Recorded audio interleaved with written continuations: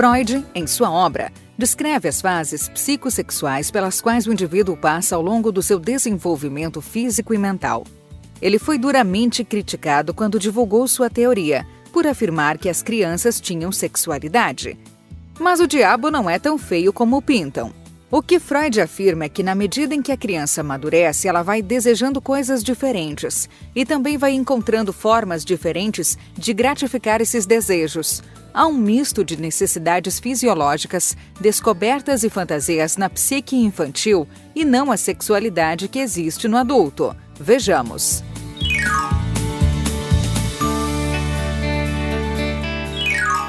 Na fase oral, que vai do nascimento até aproximadamente o 2º ano de vida, a zona erógena do bebê é a boca. Por que zona erógena? Porque é a área na qual se concentram as necessidades do bebê e suas gratificações. Simples assim, não tem nada a ver com a sexualidade do adulto. As necessidades básicas do bebê são a sede e a fome. Então, ao receber alimento, essas tensões são aliviadas.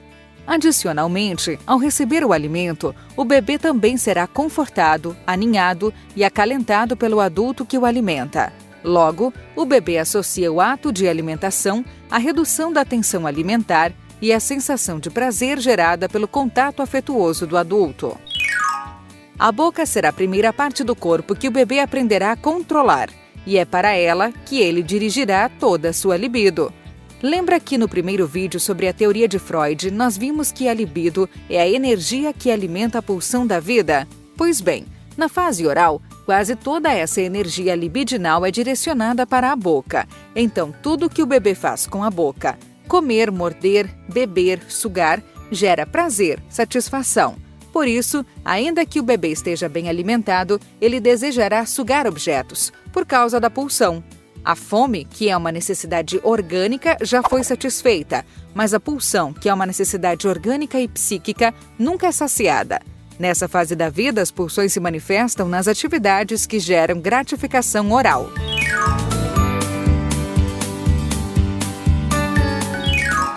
Entre os 2 e os 4 anos, a criança passa pela fase anal. É nessa fase que ela aprende a controlar os esfíncteres e a bexiga. A expulsão das fezes pelo ânus gera prazer, mas a criança também pode sentir prazer em reter as fezes, o que cria uma espécie de conflito. Por um lado, eliminar as fezes é prazeroso.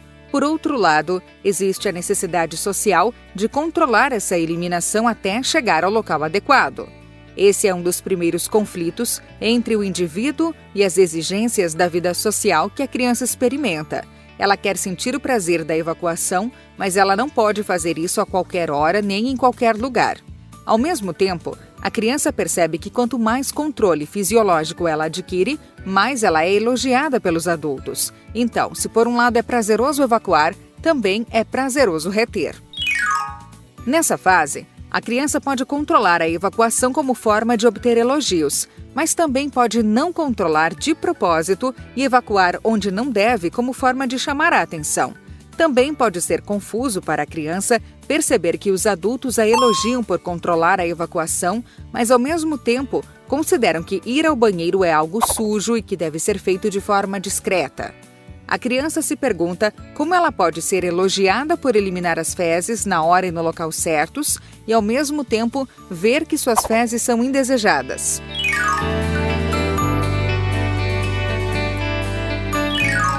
Por volta dos 4 anos, tem início a fase fálica. Mas por que Freud chamou essa fase de fálica? Porque é nessa fase que a criança se dá conta de que tem um pênis ou de que lhe falta um. Os genitais passam a concentrar todas as tensões e atenções da criança. Os meninos começam a ter ereções, e isso leva a um maior interesse pela região genital. E ao se darem conta de que as fêmeas não têm pênis, os meninos experimentam a chamada ansiedade de castração, que é o medo de perder o pênis. Na fase fálica, as crianças começam a sentir ciúmes da atenção que seus pais dão um ao outro em vez de dar a eles. O menino começa a enxergar o pai como um rival pelo afeto da mãe, o que leva ao chamado complexo de Édipo. Segundo a peça de Sófocles, um antigo dramaturgo grego, o personagem Édipo mata seu pai, desconhecendo a sua identidade, e mais tarde casa-se com a mãe. Ao descobrir a identidade da pessoa que matou e da mulher com quem casou, Édipo arranca os próprios olhos. Veja só. Lust for the mother, hatred of the father. As an infant, incredible, impossible feelings to uncover in oneself, especially in 1896. But Freud looked at these memories like a scientist looking at research, without moral judgment, and he made a breathtaking leap. What if all children universally experienced passionate feelings of love and hate toward their parents? What if those feelings were built into the very process of human development? The Oedipus complex is the name Freud eventually bestowed on this hot bundle of infantile passion. The name is taken from the play by Sophocles, Oedipus Rex, in which Oedipus, king of Thebes, unknowingly kills his father and marries his mother. His destiny moves us because it might have been ours. It is the fate of all of us, perhaps to direct our first sexual impulse towards our mother, and our first hatred and murderous wish against our father. Our dreams convince us that that is so. Sigmund Freud. Freud's ideas, not surprisingly, were greeted with derision. To really face the fact that a child had sexual feelings and could have them for a parent, that was so radical in his time. Well, there was, of course, a lot of jealousy and resentment against his theories. If you tell people that your son wants to marry his mother, this is resented by many fathers. Para Freud, no complexo de Édipo, que emerge na fase fálica, o menino fantasia matar o pai e casar-se com a mãe. Ao mesmo tempo, ele acredita que seu pai também o vê como rival e que, por isso, ele poderá ser castrado pelo pai e ficar inofensivo. Freud chamou esse sentimento de ansiedade de castração. Para tornar tudo mais complicado, o menino ainda quer a atenção e o amor do pai, então enxerga a mãe como uma rival. Segundo Freud, o amor e o temor por ambos os pais, a ansiedade de castração e o desejo pela mãe são conflitos que nunca poderão ser resolvidos por completo. Então, são recalcados. Ou seja, ainda na infância, todo esse complexo é descartado para o inconsciente, evitando que ele apareça e que a criança pense ou reflita a respeito dele. Reprimir o complexo de Édipo é uma das primeiras tarefas do superego, a estrutura psíquica que já estudamos nos vídeos anteriores.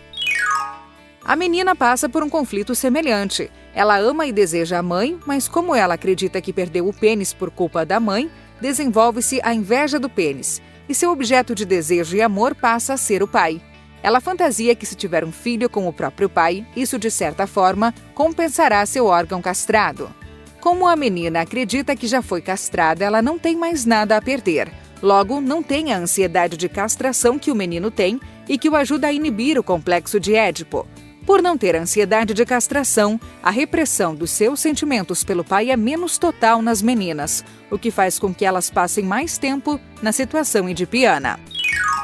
De qualquer forma, após os 5 anos, o apego aos pais costuma ser resolvido.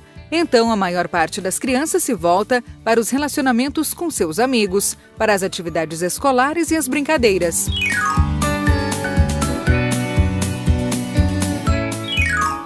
Entre os 5 anos e o início da puberdade, que costuma vir lá pelos 12 anos, a criança está no período de latência, ou seja, um período no qual os desejos sexuais não resolvidos na fase anterior são reprimidos pelo superego.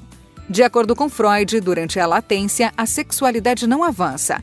De fato, ele afirma que os anseios sexuais perdem o vigor e são temporariamente abandonados. Também é durante a latência que o ego desenvolve a moralidade e as atitudes de vergonha e repulsa.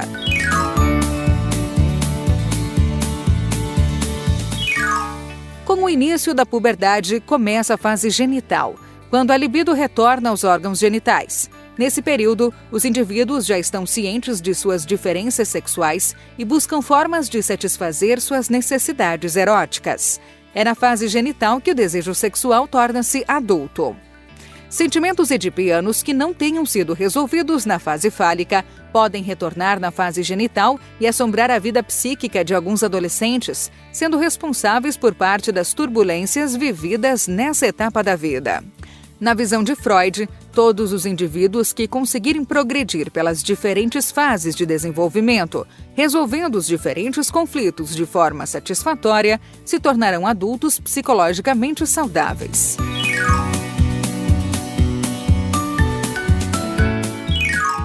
A fixação é o que ocorre quando uma pessoa não consegue avançar normalmente de uma fase para outra, permanecendo muito envolvida com formas de gratificação mais simples ou infantis. Pessoas que fumam demais, comem demais ou mascam muito chiclete podem ter fixação parcial na fase oral, ou seja, sua maturação psicológica pode não ter sido completa. O mesmo pode ser dito das pessoas viciadas em fofoca.